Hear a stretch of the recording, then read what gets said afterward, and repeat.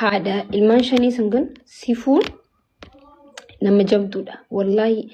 dubartii jabduudha hin arrabsinaa komantii jalatti guys wallahi laazim gizee hedduu an nagaraa na balleesti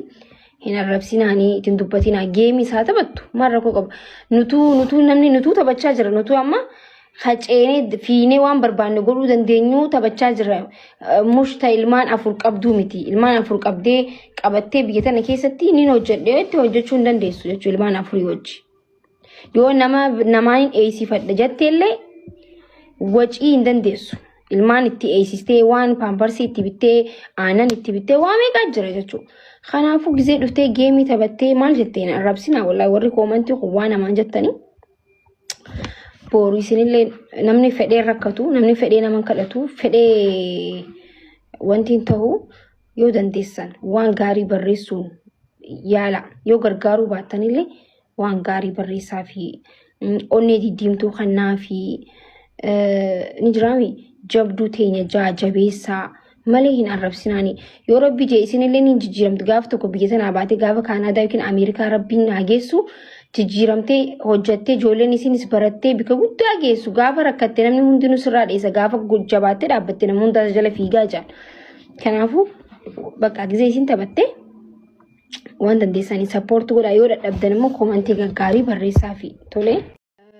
qaalimaa fi qaalimallee afeeruu wanta hunda jechuun daa'ima hunda hafiduu miidiyaa waa hunda ta'e jechuun isin galee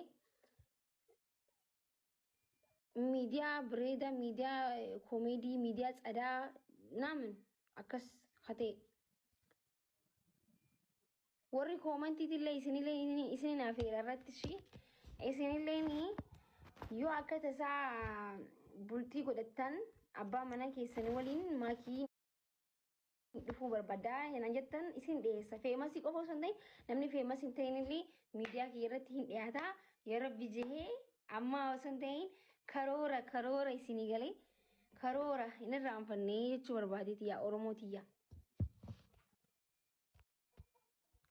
haadha shanii gammachiiftee ulfaadhu ara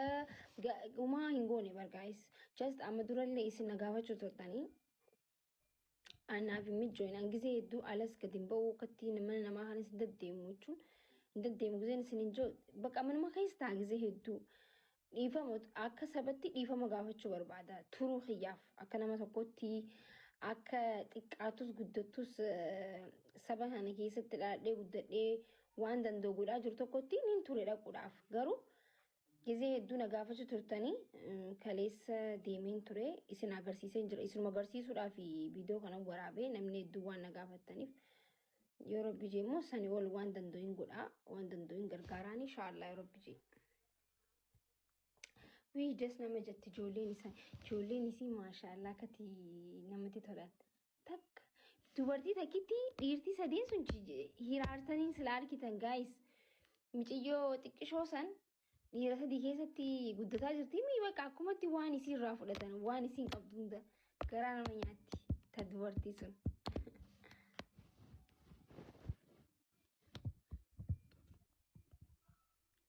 tokko irraa fudhadhu allaa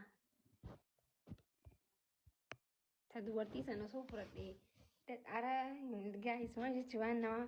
ilmoo namaa fudhachuun namatti tolan garuu ijoolleen isiin babbareeddii maashaallah baaleedha miti ijoolleen warra baaleetiin fakkaatame ijoolleen hedduu babbareeddii wayisii amruu ijaa isaanii kana dura xixiqqoo ta'aniitiin arke abbaan osoo mana suuraa kaasuudhaaf osoo deemu jiruuti abbaan osoo qabee deemu jiru arkee dhudhungodhee bira darbe ijoollee xixiqqishoota gaafsan xixiqqoo turan amma garuu xixiqqishoo guddatanii bismillah hedduu babbareedan amma ijoolleen tu gizee guddattee arkitanii dhiira sadeen san hunda jala fiidan amma isin ijoolleen dhiirtii amma sadeen suni gaafa guddattee taamman akka babbareedduu gaafa guddattee babbareedduu dhadheertuu tana taati san booda isin jala fiidan jechuu gissan ammumaani lallaala ijoollee wallahi gizee guddattee hedduu bareeddi ijoolleen amma honi bareeddi ijji isaanii akkanatti dumbulloo sana thank you so much dubartii dhaamisa na garuu wallahi haadha ilmaan shanii sangan sifuun nama jabduudha wallahi dubartii jabduudha hin arrabsinaa koomantii jalatti gaayis wallahi laazim gizee hedduu an nagaraa na balleesti hin arrabsinaanii itin dubbatinaa geemii isaa taphattu maal rakkoo qaba nutuu namni nutuu taphachaa jira nutuu amma faceenee fiinee waan barbaanne godhuu dandeenyu taphachaa jira mushta ilmaan afur qabduu miti ilmaan afur qabdee qabattee biyya tana keessatti niin hojjedheetti hojjechuu hin dandeessu jechuu ilmaan afurii wajji yoo namaan eeysifadha jetteellee wacii hin dandeessu ilmaan itti eeysistee waan paamparsii itti bittee aanan itti bittee waa meeqaa jira jechuudha. Kanaafuu gizee dhuftee geemii taphattee maal jetteen arrabsinaa wallahi warri koomantii kun waan namaan jettanii booriisinillee namni fedhee rakkatu namni fedhee naman kadhatu fedhee wanti hin ta'u yoo dandeessan waan gaarii barreessuun yaala yoo gargaaruu baattanillee waan gaarii barreessaa fi onnee diddiimtuu kannaa fi ni jiraami jabduu teenya jabeessaa malee hin arrabsinaanii yoo rabbi jee isinillee ni jijjiiramtu gaafa tokko biyya sanaa baate gaafa kaanaadaa yookiin ameerikaa rabbiin naa geessu jijjiiramtee hojjattee ijoolleen isinis barattee bika guddaa geessu gaafa rakkattee namni hundinuu sirraa dheessa gaafa jabaattee dhaabbattee namni hundaas jala fiigaa jira. Kanaafuu bakka gizee isin taphattee waan dandeessanii sappoortii godhaa yoo dadhabdan immoo koomantii gaggaarii barreessaa fi tolee.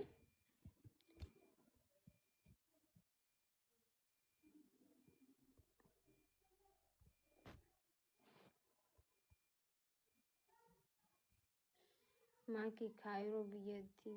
ciro mo Cairo biyyatti qoyme